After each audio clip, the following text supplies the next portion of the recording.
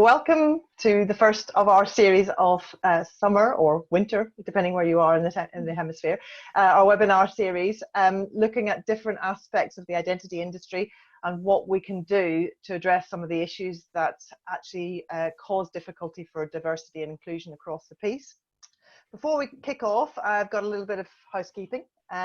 Basically, want to thank first of all the speakers, obviously Emrys and Savita from Caribou Digital, but we'll be hearing more from them later. We are recording this today, so this will be both the broadcast but also the chat. So that will be recorded and will then be available on YouTube, where you'll be able to watch it or share it with other colleagues or contacts. Big shout out to Caitlin, who's over in Colorado. I don't know if you can see her, but she's there making sure that the tech all does what it needs to do. If you do have any questions or want to flag anything up, just raise your hand in the chat room, which hopefully you can all see along the bottom of your screen. Caitlin will then be able to alert us to your question, or more likely, if we're in the middle of a broader discussion, she'll unmute you, and then you can actually speak directly to Savita or to Emrys. So everybody's on mute at the moment, and you'll have noticed you don't have video. This is actually a webinar, not a meeting, so you don't actually appear on video to us. So if you do have a question and you're speaking directly to Savita or Emrys, can you identify yourself? Just give us a little bit of background so we know who we're actually talking to. That'd be great. At the end of the webinar, there will be a feedback survey. I hope you can stay around for a couple of minutes just to fill that out and give us some immediate feedback, because that's always really, really helpful while it's fresh in your mind. We have, as I say, a whole series of webinars rolling out now, and the next one is on Friday, the 12th of June, followed up by one on the 26th of June. So any feedback that you can give us as quickly as possible today or in the next couple of days will be really helpful as we start to plan for those. So, who are we? Well, I'm Karen Bright. I'm one of the exec team at Women in Identity, and basically I've been involved for about 15 years in the whole communication of the story around identity. I've been involved with Women in Identity now for about 6 to 9 months, and Women in Identity, for those of you who don't know, is a not-for-profit organisation that's been going for a couple of years, but actually we've got our first proper birthday coming up in just a few weeks. We were inaugurated really last June. We've got over 1,000 members now right across the world, and if you follow us, you'll see we've just appointed our first ambassador in India, so we're hoping to grow our membership out there.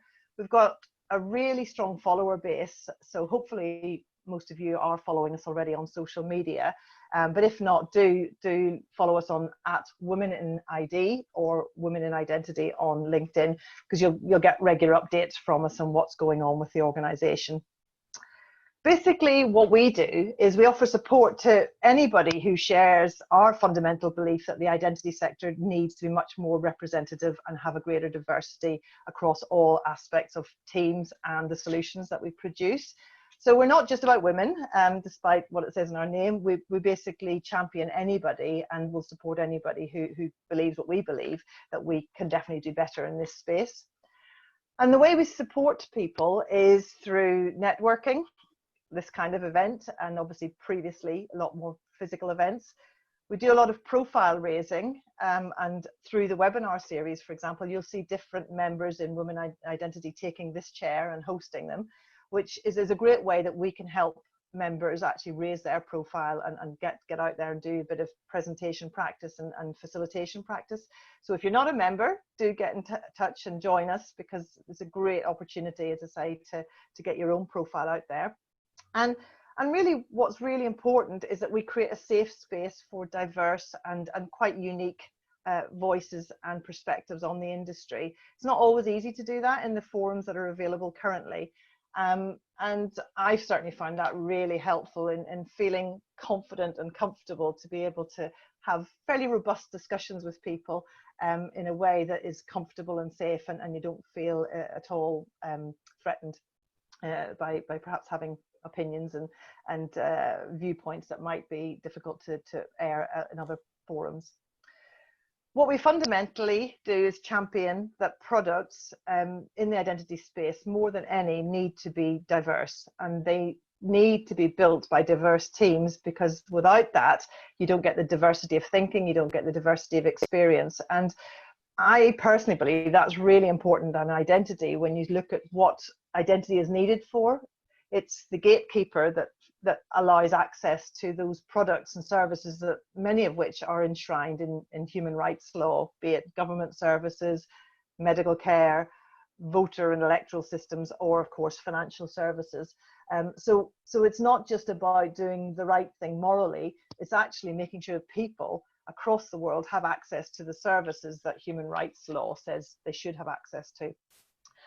And we know there's lots of reasons why diversity is a challenge. It's not just a systemic product thing, it can be a personal and confidence thing, which is why we've come up with this series of events. They look at all aspects of the blockers and challenges, whether that's something in personal confidence that we can help people develop, or whether it's to do with some of the cultural and systemic challenges in product and technology.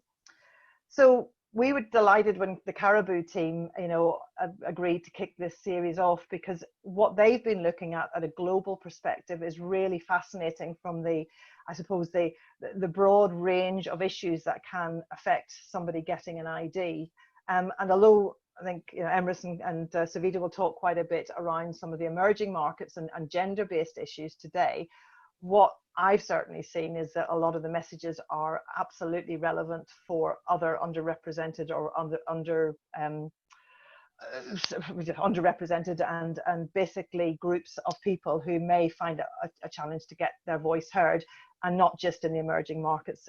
We know that that's a big issue here in the UK and in the US as well. So a lot of the messages I've seen from the discussions with Savita and with Emrys will be relevant for other markets that we want to serve.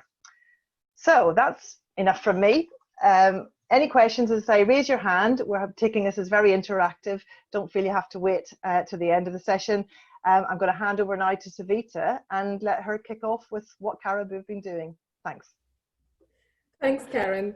Yeah, hi everyone. Great to see everybody turn out. That's fantastic. And I think we also recognize that you are the experts here. So recognize lots of names that we interacted before with. So I think a lot of that's why, following on from what Karen said, we are going to be quite interactive and ask you questions. So there will be a question coming up in just a minute, but before that, Emrys and I will just introduce ourselves.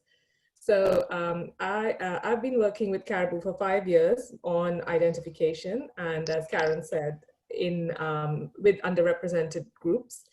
So very neatly, it's turned out to be 10 countries, 5 years, probably over 500 people that we've talked to from all demographics, but in some way or the other underrepresented, around questions of identity and identification. And as Karen said, mostly it's about what does that mean as gatekeepers, how they as ID as a gatekeeper, how does it enable or obstruct access to services? So I think I'll focus particularly on women, work, and financial services and the role of ID there. I come from a research background, PhD from LSE in information systems, and then since then been working with the World Bank, UNICEF, others around identification, digital governance, and other matters on the kind of human and technology interaction in development. So Emrys, do you want to do a quick intro, and then we can ask our first question.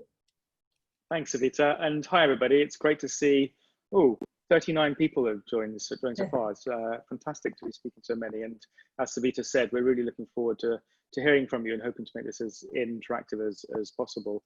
Like Savita said, and I won't repeat the work that Caribou's been doing in this area, except to add that my particular interest in identity has really been long-standing, particularly initially in the social identity aspects of ethnic and religious identity. My PhD also at the LSE, we've looked at religious identity and social media in Pakistan. But more recently, my focus on identification systems at a personal level was sparked by desperately trying to get legitimized, get my Dutch citizenship legitimized, and the struggle to align birth certificates, get legal copies attested, and it really brought to light, even for somebody in such a privileged position as myself, how important getting identification credentials is, but how challenging it can be as well. So that's really brought home how the experiences we've heard from so many people around the world is a visceral experience that can be very challenging at times, but is also critically important. Savita mentioned her focus around gender and women and access to work. My work recently has been focusing on a number of aspects, particularly the political economy of identification systems, looking at case studies in Ghana and Kenya, as well as some of the identification issues facing refugees, humanitarian contexts, and social protection systems, which has obviously gained increasing salience around the corona response and looking to support citizens who are in desperate need of cash transfers and things like that. So that's kind of where I'm coming from. It's both a personal and a professional interest. But we've obviously introduced ourselves now. We'd love to hear from you. And we have a particular question that we've posed in a number of different contexts, and Savita will ask that question. Go ahead. Yes, you go ahead. So we've often found it really interesting to think about identification, not as something that you express, but actually as something that you have to prove. And you have to prove to other people. Identity is always relational. It's always about interactions with other people. So we'd love to know, how would you prove who you are? What would you use to show who you are? What does who you are actually mean? What would you use to demonstrate that? And you can type that in the chat or raise your hand and ask it through unmuting your microphone. But partly the question is framed around thinking through whether you've experienced getting an ID, perhaps in a different way to somebody else, and if so, why that is. What is it that makes that experience different? Is it a gender dimension? Is it a class, or is it an income or literacy questions? And then thinking through maybe what some of the knock-on effects of that are, and ultimately, of course, what was the experience like, and how did that make you feel? Yeah, so would love to hear from you. So for either the chat feature, or if you'd like to raise your hand, we can have you speak, or yeah, you can, down at the bottom, there should be a chat option where I have posted the question. You can feel free to respond. So Anshu says, driver's license or a passport in a government setting. Colette, government issued ID. And I have Nina here who's gonna. Oh yeah, sorry, go on, Nina. No, we're good. This is Nina. Accept it. I mean, there we go. Sorry, you're unmuted now, Nina. Okay, cool. So I work in fintech, so I know the standard answers that work for us in terms of KYC and stuff, and government IDs are generally what we think of. What jumps out to me is like biometric data, so my actual DNA, but then I'm also a biracial woman of color, immigrant, daughter of immigrants, and that also plays a lot into like my social identity and my personal identity. So I think actually identity is very multifaceted depending on the context that you're in. Yeah, that's a great point. Yeah, exactly. And it's great to see all this coming through. I love how many of you are using the word context, because that's exactly what we're talking about. And yeah, definitely, who is it, Patricia or Patricia? I think you said you had to prove at a border that you were a PhD student. And yeah, exactly, a passport is not going to do that. So what else can you use? How much do you need to prove who you are in that setting?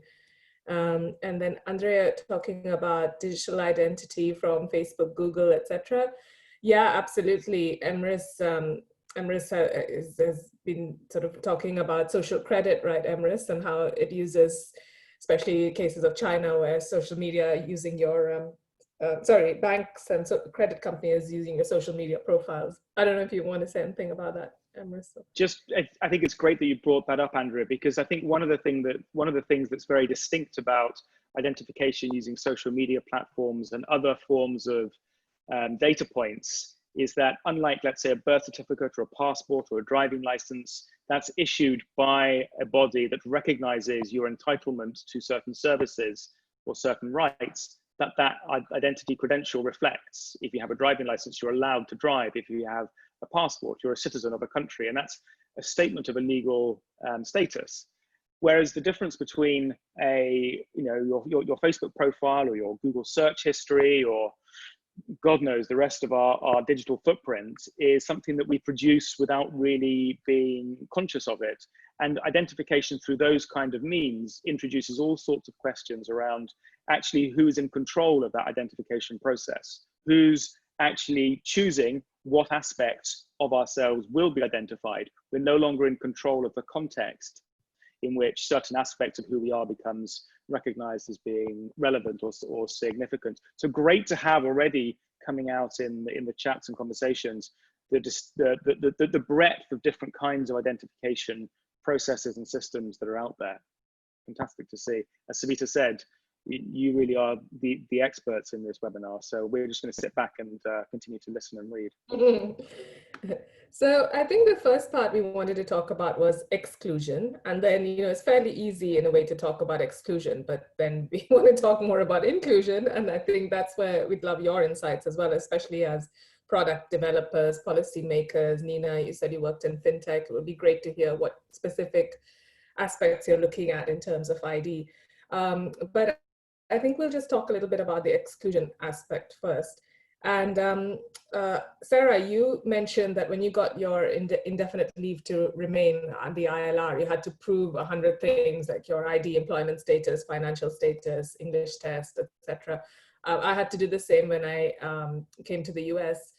And I had like a Dropbox folder of I don't know how many gigabytes of information and data about me, including publications, everything else. And I think the point there also is the time and resources it takes for someone like you and me, and Emrys, getting the Dutch passport, etc. We have, to some extent, even though our time is precious, we still have time, we have information, we have resources. We could, fly to Amsterdam or whatever we need to do this. Just think about those people who can't, who have no idea, and how easy it is just to give up at first sight, and especially if you don't see the need for an ID. If you can use, let's say, your husband's ID, maybe that's just an easier choice, but it also has massive implications for you, because you won't be able to build up your own credit history. You'll be dependent on the husband for everything.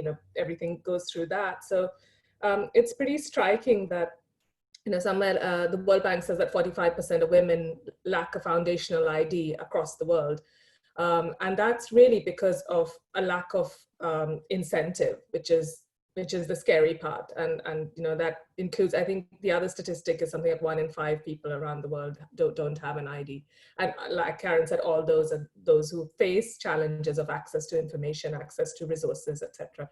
So that's the exclusion part that we wanted to talk about. And so very quickly, I just want to talk about 5 points and then hand over to Emrys again before we ask another question, which is we wrote a piece on women and ID and design features, but basically you're saying there are 5 barriers. So it's barriers of information, barriers of access, barriers of ownership, of societal expectations, which is huge because, as Emrys said, the relational concept of ID.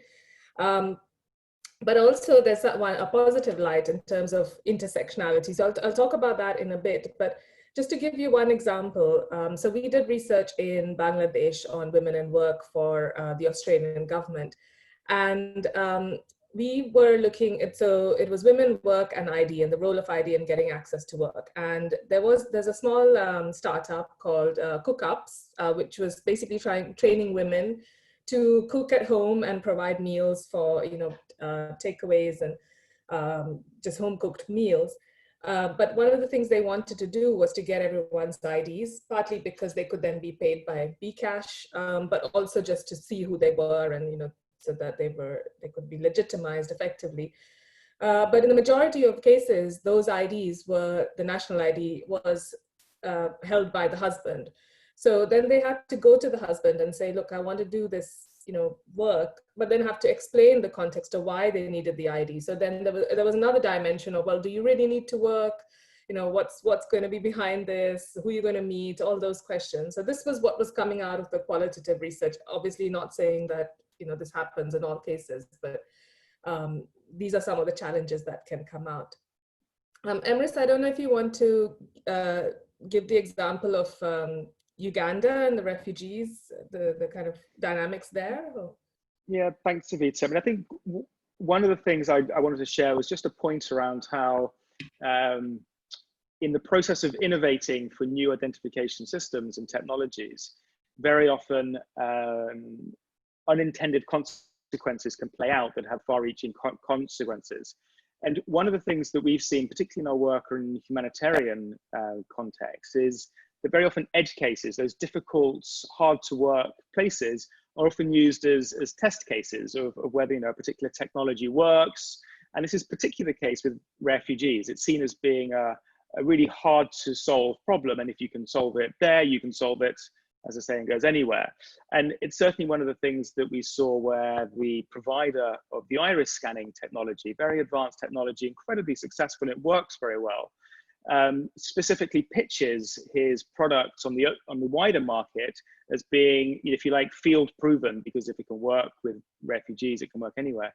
But one of the things that came out from our work in Uganda was how the way a system is designed can shape the way social structures and social relations are carried out and the consequences of that. So very often when people are registering in Uganda, in the largest refugee camp, they've come from South Sudan, the women have fled before the men, and they register with UNHCR. And UNHCR's system, the identification system, structures their benefits and their record so that the oldest person who registers is the head of the household. Many of these women have fled from very patriarchal families and contexts. Suddenly, they're in control of the resources, the land that the Ugandan government gives to refugees. They're in a position of decision-making authority they've never had before, which is something that's really appreciated. And many talk to us about how they're actually able to save more, they're able to invest more in their children's education, things like that. Which is a really positive thing. It wasn't designed to be like that, although somebody has said to us that that's maybe, by default. But this is something that's played out in a really positive way. But there's also an unintended consequence, which is that when their partners, the male members of the household, join them later, they're not very happy about having given up control. And it turns out that the biggest cause of domestic violence in these refugee camps is men seeking to regain the position of authority, to regain their position as being in control of the land, the benefits that are being distributed to their family. So one of the things that plays out is the way a system is designed has social consequences and social in the relationships that are established through these records. And those can be both positive and also negative. The exclusionary aspect is if we don't design for these aspects, we are at risk of furthering exclusion without mitigating the negative consequences of it. And this is a trend that we see in many other identification systems, that they actually structure social relations in ways that are unanticipated and quite often they can cause harm as well. So that's some of that's one example of that. Karen, yes. Yeah, I had a question just, are there examples where you've seen it work well, where we've actually seen the kind of the cultural and the social context has been taken into consideration, and particular products or solutions have been really well thought through for all of these different groups? That's a great question, Karen. And I have not seen a system that has been designed with that level of, with the level of understanding and consideration for the different contexts or the different individuals, the intersectionality of people's identity, with the level of insight that certainly I think we've come to see would be helpful. But is there anything that jumps to mind? Actually, there is one. The ID NYC card in New York is an example of, it's a credential where if you register for it, you're able to access certain New York state services, city services.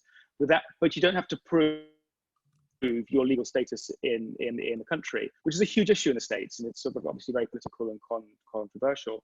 But it's been designed in such a way that people who may be excluded from services, they're afraid of coming up onto the official radar, things like that, are actually, the system has been designed so that they're able to register in a way that is safe, gives them confidence, and enables them to access services that they need.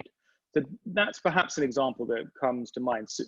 Savita, maybe you have. Yeah, the irony with ID NYC is, and this kind of points to, I think this will lead nicely into the second half on the inclusion part, which is the irony with ID NYC is it was meant especially to be a safe ID for undocumented migrants and not to trace you to anything and so on.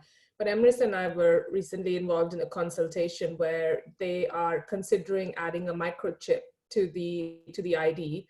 Ostensibly because it could be used as a payment card and used for the MTA, the metro, subway, etc.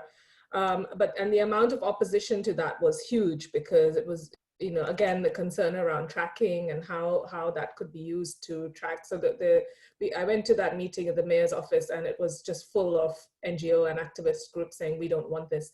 But I think it's those discussions that are really important because actually the country where Emrys lives, Jordan, I think, didn't they go through a discussion around not having religion on the ID, Emrys? So I think those decisions are really important because what can you have on your ID that's acceptable and what's not is that's all part of the inclusion discussion. Absolutely, is that right? Yeah, was that Jordan? Yes, yes, absolutely. And I think it's, again, comes back to this issue of who gets to decide how you are identified and who knows what about you when. And there's a number of comments in the chat around issues for, the kind of solutions, things like perhaps self-sovereign identity or decentralized federated forms of identification might be able to introduce some of the flexibility around that. But I think the broader point is these are real issues, and designing to solve for them is a really critical question that, although we can maybe point to a few examples, there certainly isn't a standard guide or checklist or sort of principles that might support ways of doing that in a better way, which is certainly something that I think would be a great contribution to the industry and the field as a whole. Yeah, I think it's easy to have principles. You can see the World Bank's got the principles of identification. You can see Omidyar's good ID principles. But the challenge is when you're a product developer, what do you use? Because what privacy means for one group of stakeholders may not be privacy for another group of stakeholders. So that's the bit that I think we should talk about also in the next half hour. Like, how do we move beyond principles to a checklist or a kind of a set of parameters that we need to look at to make sure that we are being as inclusive as possible.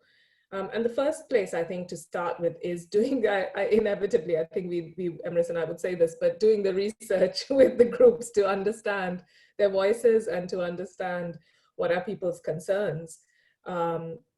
Just starting there. But it would be great to, again, take a, take a couple of minute pause and ask our second question, which is, how do you think, and what is the research that you've done to make sure products can be inclusive in ID terms? So yeah, again, feel free to type or raise your hand.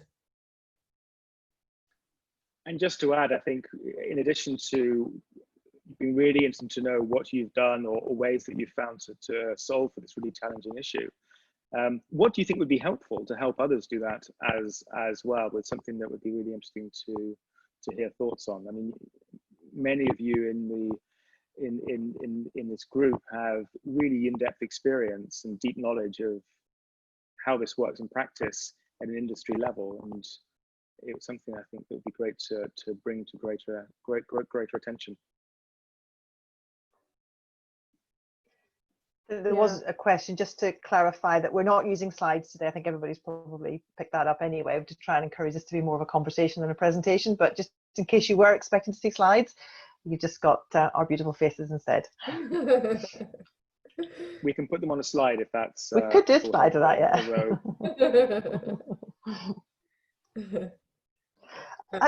Just while people are kind of thinking about questions, have you come across any sort of design principles similar to what might be used in more of an engineering or a broader software development? Have you ever seen people starting to look at that from an identity perspective? I haven't seen them from a checklist type perspective, and I think I would be really interested in hearing from the product managers or engineers on this call.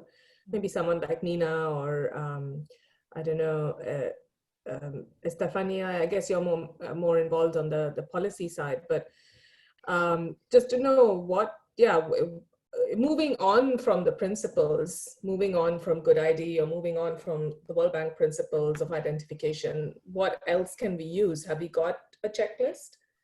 It'd be good to hear from others.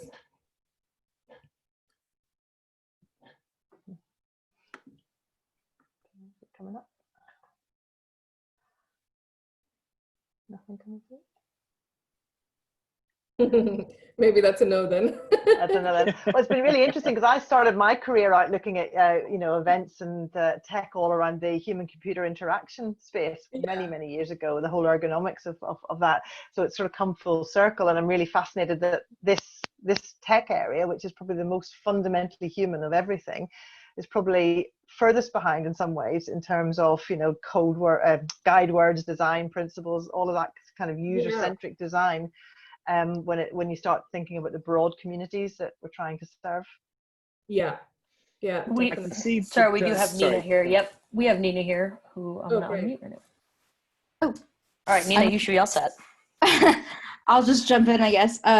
It's a really fine line when you're working in fintech or financial services, because we do have so many constraints working in such a highly regulated industry. So, we are all beholden to the FCA in the UK where I live.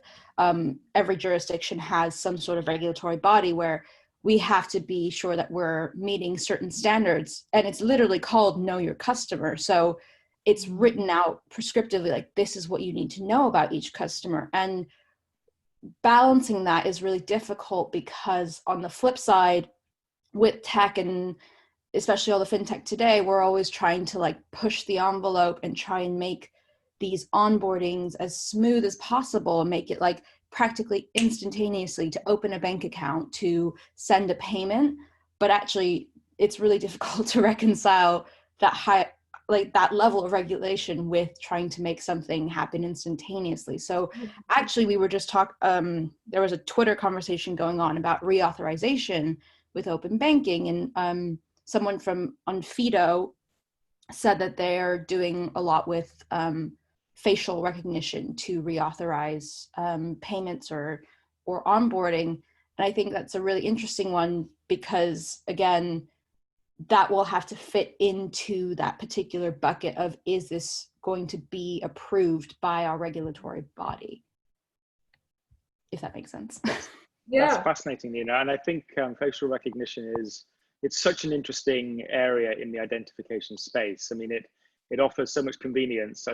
I'm sure many of us have phones that's unlocked just by being able to look at them at a very mundane level. That kind of convenience is great. But I'm sure many of us have seen the research that shows so many facial recognition algorithms are trained on usually white Caucasian faces and struggle with non-white faces, leading to all sorts of issues around the exclusion and so on. And I can actually see in the chat that Shelley's commenting that in their user testing for a recent photo Q&A service for country passports, you looked at elderly, baby, different nationalities, gender neutral, trans, people with disabilities such as blindness as part of the testing.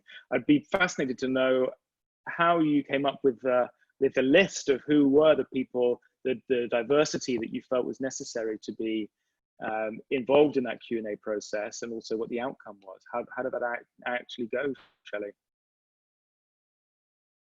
Putting you on the spot a little bit here. Sorry about that. Hi guys, can you hear me? Yes. Absolutely. Okay, great. Yeah, speaking of, actually, I'm going to jump back a little bit to Fido and what Nina said previously about know your customer.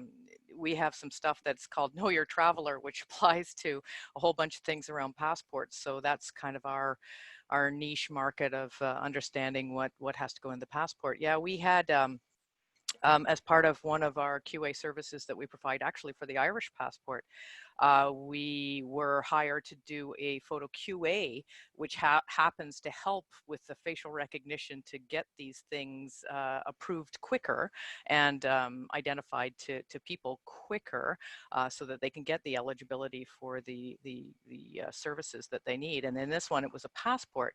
And actually, it was, we took it upon ourselves because we saw some of the things that were being tested for facial recognition. And like you say, sometimes their databases of very limited nationalities, racial descriptions of people, and you can only, it's the same thing, it's not garbage in, garbage out, but it's you start to have systems that are very tailored towards one type of personality and one type of people amongst the world. Yeah. I don't know whether you guys take a look at all the NIST things that you were just saying, but there was a big shift in the Chinese facial recognition systems having their algorithms very, very accurate, but they also had large databases, and it was accurate for the nationalities within the Southeast Asian population.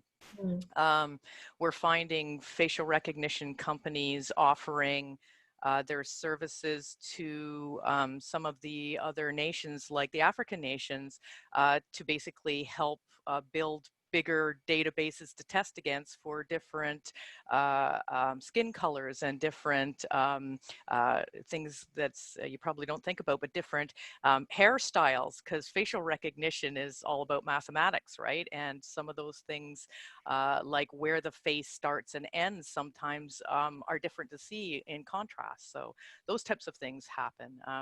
From our perspective, we just wanted to make sure that we were including as many different types of facial representations that we could to do objection handling for that particular system.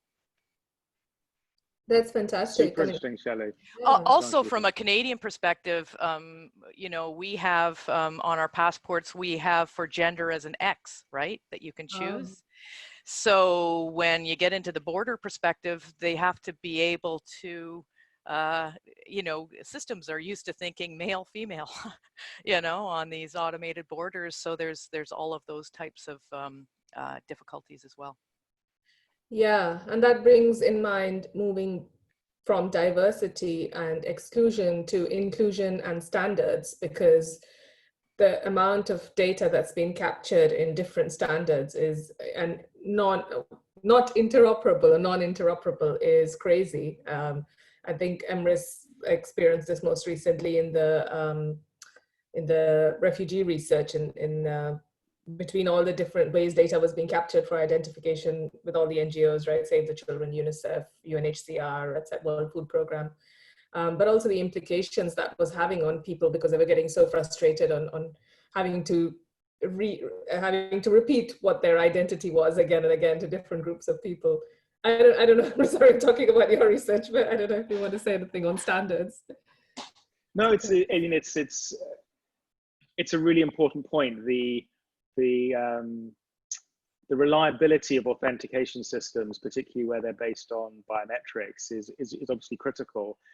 And there is an opportunity for greater efficiency, for single registration processes and so on. But I think one of the things that came out from the research that Savita's referring to, which was with refugees in Lebanon, Jordan, and Uganda, was that although people valued the possibility of perhaps registering once with one organization and using that to access services from many others, there was a real concern about not knowing where the data that they had shared in that registration process would actually go. And so interoperability really, I mean, this is not news to many of you on the in the group here, that it obviously introduces great possibilities for efficiency, for ease of use, etc. But the interoperability generally involves data sharing and data access, which opens up questions of control and so on. Questions which technologies like decentralized or even particular approaches such as zero knowledge proofs, etc., are opportunities to try, are looking for opportunities to try and solve. But I think there's real issues around the user experience that are critical to thinking through what an effective and rights respecting approach is actually going to be. Karen. Question for Savita, really. You've talked before a bit about human-centered design and what that means within this kind of context. Can you just enlarge on that a little bit, particularly in some of the we've seen the Aadhaar system in India and other places where there's been an element of it, but perhaps hasn't been quite as extensive as we thought. What do we need to be thinking about if you are into HCI or UX design? What are actually the things that we need to watch out for? Yeah, thanks, Karen. It's a great question, because Emrys and myself and the whole Caribou team, we are always on the fence about HCD and HCI, because I think on the one hand, it's really good as a social science perspective. You're looking at the human rather than the system, the human rather than the process. But on the other hand, what we also want to say is that it's not just about human-centered design, it's also about system-centered design. And Emrys will talk a bit more about the identity ecosystem, but it's about placing, it's not just about the human, it's about how the human operates in this kind of context of power and privilege, and how and identity is such a touchy subject, such a sensitive subject. So there's a great paper I read by the Stanford Design School, who are actually, some of the key pioneers behind HCD, but even they acknowledge that it's not just HCD, it's also SSD, system. I've forgotten what the second S stands for, but systems design, basically. So that really brought it home about how it's not just about designing for a user, but also designing for the user within a bigger system.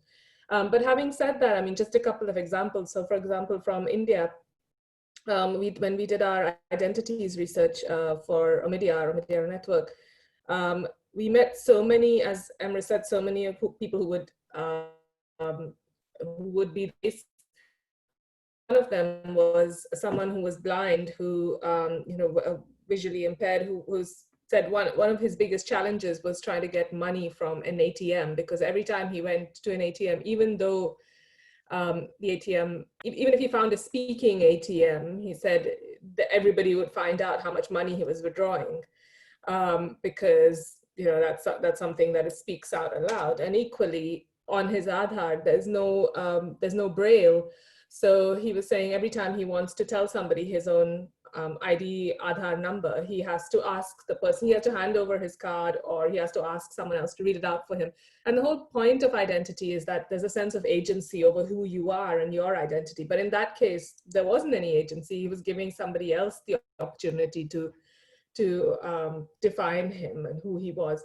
So I think, for example, if those implementing ID systems do those edge case investigations, research, they look at minorities or those who may struggle even further. That's critical. I think we really need that insight, because okay, maybe it's only 5% of the population, but it's going to affect them hugely. But just one other very quick example was from Côte d'Ivoire, where when we were doing research there for the World Bank, the government, and many governments have done this, but decided that all SIM cards had to be registered with the biometric ID. And in Côte d'Ivoire, about 20, because it's one of the wealthiest countries in West Africa, about 20% of the population is they're actually migrants or refugees, or they moved to Côte d'Ivoire before it was defined as a country by itself, kind of pre-independence.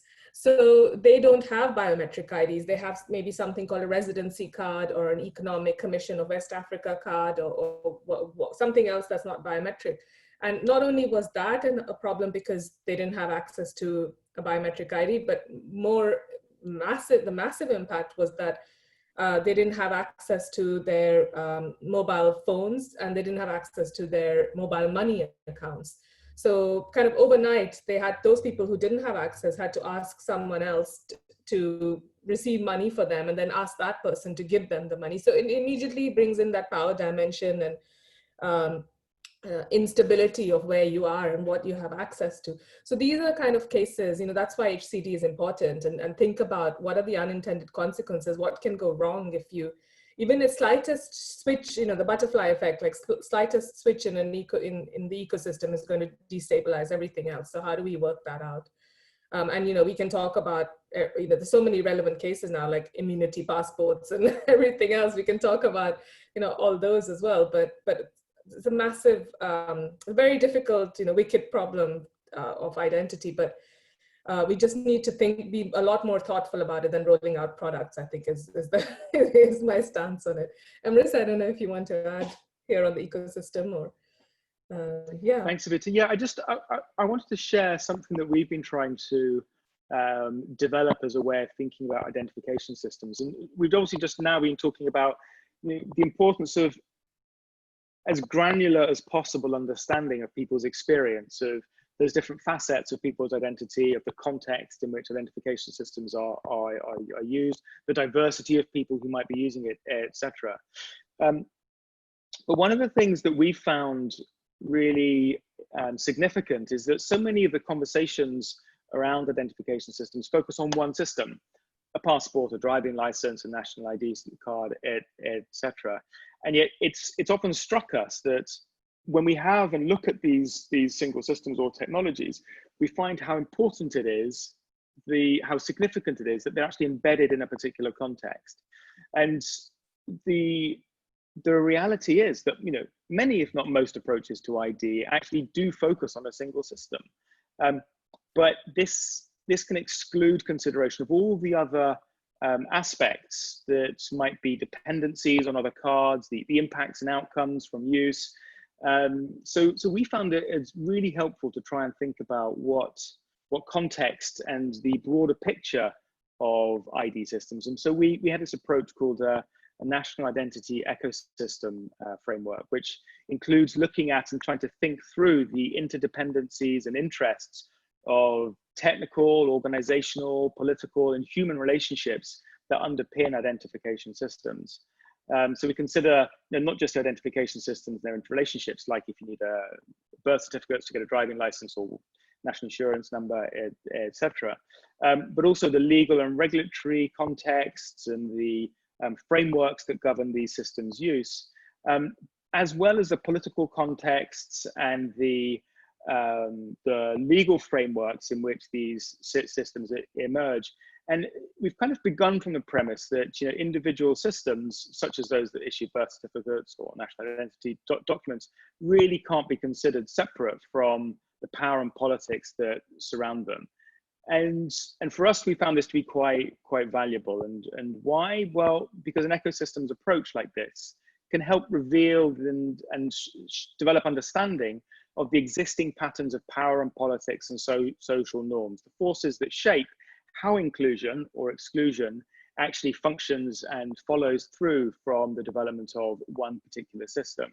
And so, for example, this can be helpful because it points to the kind of insights that can help developing systems that can be more inclusive and can design for greater inclusion to ensure that good outcomes can be achieved and to mitigate against bad ones. And just as a very small example of the kind of insights that this approach can generate, when we developed a framework in Kenya, and the research for this is available online, one of the things that it revealed is how the government's loosening of mobile money and credit regulations actually served to benefit particular groups. And specifically, it served to benefit the bank that partners with M-Pesa, the largest credit and mobile money provider. And it just so happens that one of the largest shareholders of this bank is the ruling Kenyatta family. who were making the decisions. Kenyatta is the president of Kenya. And so it turns out that, there are a lot of interests at play in shaping how regulations and systems shape out and what actual systems are developed and how they are applied in a particular context. So one of the things that we found helpful is to take this zooming back out, focusing on the system, understanding the people, the outcomes, the particularities of who's going to be using a system, but then zooming back to look at how that system actually sits in a wider context, and what are the political, social, and cultural norms that shape how that system is likely to be used. And it comes from the premise, ultimately, that technology very rarely disrupts established processes and systems and practices. Instead, commonly, it amplifies the way things often currently are. And so starting from that premise, it becomes very important to think through what are the practices, the politics, the interests and agendas that are likely to be amplified through any existing new technology. So I've had a question about privacy poverty. Interesting one from Emma. It basically, so Savita, the gentleman in India, for example, where in a certain context, because systems don't work as well as they might, people are actually being forced to give up that privacy, to share data, and probably not being aware of any implications.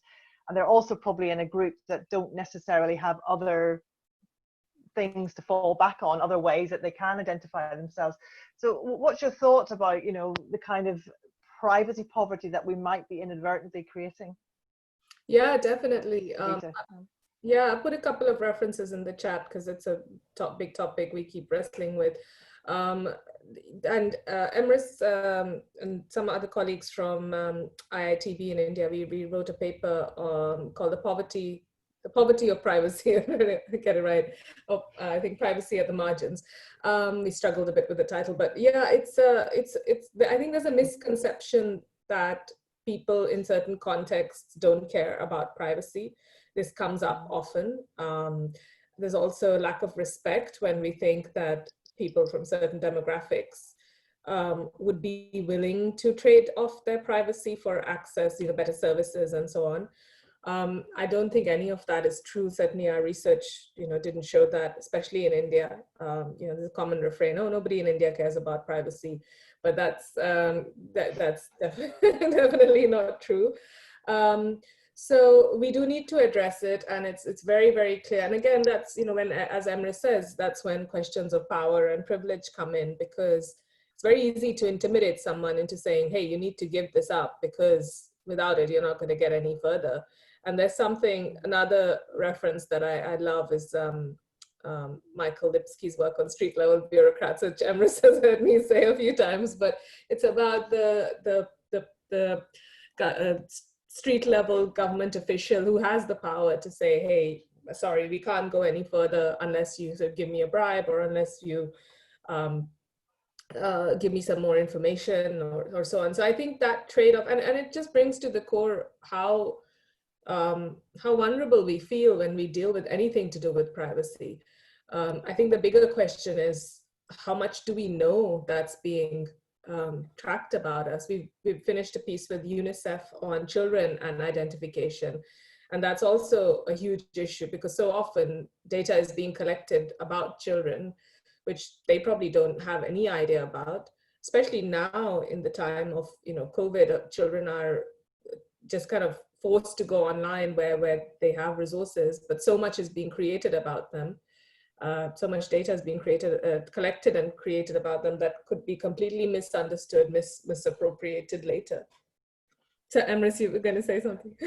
Just very quickly to respond to Emma's quick question. I think in addition to everything that Savita said, there's two issues, I think, with commoditizing personal data, which is what I read in your question about what do you think about identity systems that pay people when they share their data.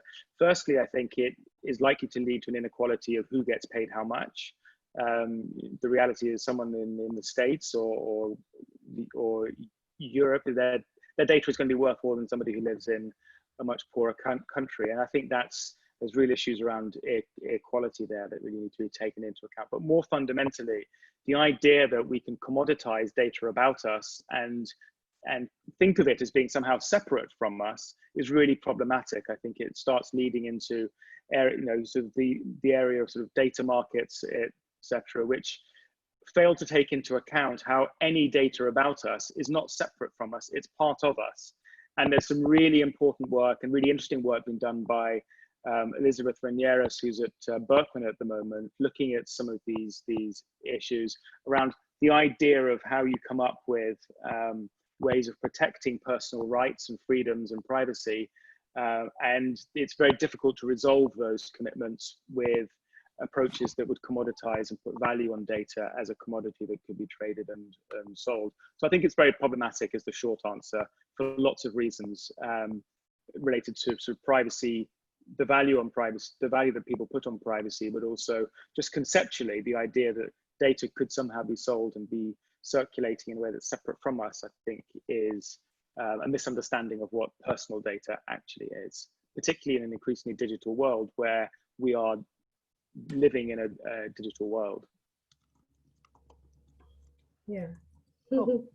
Okay, we've just got about 5 minutes left. So is there anybody who would like to ask a question directly to Savita or to Emrys outside the chat?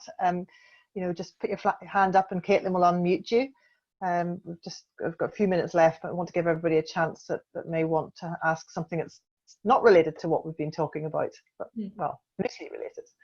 But also what people are working on, I think that would be really interesting, because I think these are struggles that we are going through both personally and professionally. The question. Absolutely, yeah.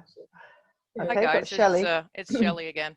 I just had a question because I love everything that you guys are saying. Like, I completely agree with it. I mean, more needs to be done. Since you guys are in this industry and working with these countries, do you find it difficult to find the appropriate funding to actually get these systems tested and implemented? And if so, what can be done on that side to help ensure that there's a willingness to put effort and funding into these initiatives? Yeah, That's I'm happy. Great question. Yeah, I can answer. I think for me the challenge is not so much on the funding. I mean, funding what? Because I think there's plenty of funding. There is interest in funding research, which is what Emrys and I do. I think the challenge then comes on implementing that research. What happens after we say, hey, you need to make sure you include as many users from as many different demographics as possible, and we will help you do that. We'll help you talk and get those voices from people. The problem is what happens next. Like, how does a government actually implement that into design of a system? So I find there's a little bit of a disconnect in those two. And sometimes that makes me very depressed about the value of my research. But yeah, I do think I do think that's where the disconnect is. Emrys, what do you think? I think it's a great question, Shelley. And what I hear in the question and my take on that is that actually what we're really talking about is what is it that the people who make decisions about these systems actually value? And commonly, if you're rolling out a civil registration system or a national identification system, your priority is going to be coverage, it's going to be enrollment, it's going to be speed of enrollment, it's going to be the basic fundamentals of what this system actually does. And there's nobody really banging on your door saying, actually, yes, you need to get everybody involved, but everybody means these people who perhaps might already be excluded and might be further excluded if you don't think about them in the design of a system. So we've just been doing some work helping UNHCR review their strategy and approach to identification and think through what their future approach might be. And what comes out very strongly there, and this isn't sharing any secrets, but within one organization there's going to be different approaches and different ideas about what is the best way to implement these systems and what kind of technology, what kind of approaches, etc., is going to work best. So I think one of the things that comes through very strongly is the importance of finding people who are making the decisions and engaging with them in such a way that the priorities of privacy, of rights and protection, etc., are really emphasized and understood and prioritized. Because I think Savita's right, there is money, but I think the challenge is applying it and investing it in the right directions. And one of the things that I think is really important is, you know, there's bodies like the World Bank and other donors which are really putting money into these systems. And there's a real value in drawing on expertise from a wide diversity of countries to ensure that actually the expertise from different places is applied. And whether that's, you know, the UK with Verify, Canada with Pan-Canadian Trust Framework, or even, you know, Thailand with a really innovative approach at the moment that's coming out. There's a lot of expertise that really could be supported to make sure that some of these values are incorporated. I can see there's some really great questions also from Carl, of course, Carl Steinecker, who's an expert on and knows far more than most about identification, particularly with refugees, asking about whether the digital individual identity is actually a neoliberal approach. And I think that's very true. It's a marketization of individual data and is a problematic approach, particularly in the context of poverty and vulnerability. So yeah, that's a very long rambling answer to your question, Shelley, and also to a very quick answer to yours, Carl. Apologies, but yeah, I think it's critical to find who's making the decisions and to engage with them. I can quickly answer Subhashish's one on gender.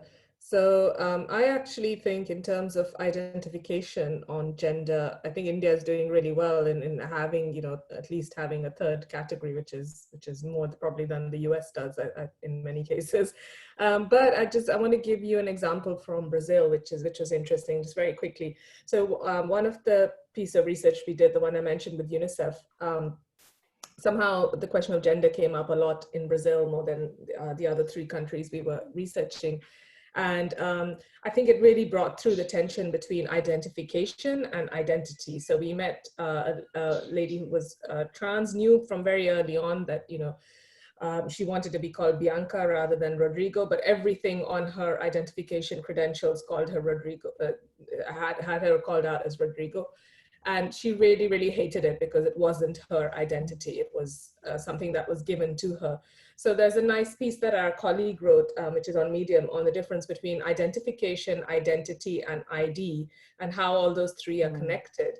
And that was exactly the example that came up in Brazil. And she couldn't do anything about it until she was 18 to change her name on her birth certificate. And she couldn't change any other credential until she had changed her birth certificate. So it sort of went into this long bureaucratic process, which was incredibly painful, which many people have experienced in different ways. But it just showed up the tension of, you know, what you are, what's ascribed to you, the identity that is ascribed to you is not often the identity that you construct for yourself. Yeah. So that Jonathan Donner piece is great, and we'll have that Brazil piece up in the next week or so. So that might be useful as well. Sorry, I know we're running out of time, Karen. Yeah, no, well, I'm just going to say if there's any other key questions or burning questions, we'll take them now. I think we've addressed most of them. Oh, there's one more's popped up. And congratulations, Subhashish, on the UT Digital Identity Fellow. I think these are the positions that we do need. Yeah. UT is a great company, organization. Yeah. I think it's a topic for probably another day, but what I'm been interested in, having come from the private sector particularly, and where we've kind of built the tech, is how you marry up that sort of tension between building products that will work for a specific market, for a specific niche possibly, and will therefore, you know, get you good return and your shareholders will all be very happy, versus actually doing what we're talking about here, which is making sure that we also design it for the edge cases, for the people who are on the margins, and we don't exclude them and don't forget about them. And I think there's always that kind of interesting debate about, well, is my product going to just be very focused and work for a niche, or is it actually, should I be thinking broader and wider? Possibly not one for today. I don't know how many actual product designers we have on the actual chat, but I do think that's something we could debate, you know, at perhaps a different time, because I think there is that tension between investors who want quick return, product developers who've got to get something out that will work for a prescribed market, and then the wider context of the identity ecosystem that Emrys talked about. Yeah. Just to say, we'd love to stay in touch with all of you because I think we'd learn a lot from you. So please find us on Twitter or Medium or wherever, but we'd just love to discuss all this a lot more. Great. Well, it just leaves it for me to say a huge thank you then to Savita in New York and Emrys in Jordan on holiday as well. So very much appreciated. And of course, not forgetting Caitlin over in Colorado. There will be at the end of this, as I say, a quick feedback survey. If you have time to take it today, that would be brilliant, because the quicker we get the feedback, the quicker we can respond to anything we need to tweak. Otherwise, this will be available as a recording, including the questions, which will be very useful, because I know, Savita, you've shared quite a few links to things in the chat, so people will be able to see that again through the recording on YouTube. We'll get that out to you all, and also everything will be shared over social media as you'd expect. So as Savita says, make sure you're following us. If you're not a member already, please, please, please sign up and join Women in Identity. Just go to the website and follow the links to becoming a member. It means we can keep you alerted really early to the new events, new comms, and new activities that we're doing. And the next events, as I say, next one is the 12th of June. We've got Karen Weitzberg from UCL and our own Emma Lindley, who will be talking about biometrics and the impact they have with privacy and exclusion. So we're looking at a similar issue, you know, but we're coming at it from a slightly different direction next time, looking at the whole sort of biometrics and privacy piece rather than perhaps product design and how you design for diversity. So do join us again on the 12th of June.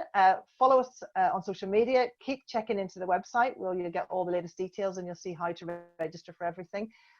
Thank you to everybody. Hope I haven't forgotten anything, but if not, give me a message. Cheers, and we'll see you again soon. Thank you for organizing it. It's been a pleasure. Thank you, everybody. Thank you, Karen. And yeah, thank you all. Take care. Bye-bye. Bye-bye.